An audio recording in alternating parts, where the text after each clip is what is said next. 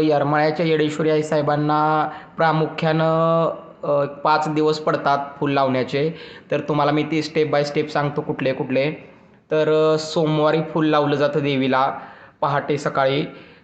पूजा अर्चा झाल्यावर सोमवार झालं की मंगळवारी फूल लावत नाहीत देवीला, कारण देवीचा वार आहे. देवीच्या वारा दिवशी देवीला फूल लावत नाहीत येरमाळ्यामध्ये, नीट ऐका.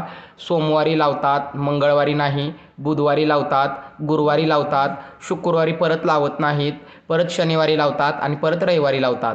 तर मेन जर विचार केला तर लक्षात घेतलं पाहिजे तुम्ही की मंगळवार आणि शुक्रवार फक्त देवीला फूल लावलं जात नाही. आणि अजून एक 2 वार आहेत की त्या दिवशी लावलं जात नाही, ते म्हणजे आमुषा आणि पौर्णिमा.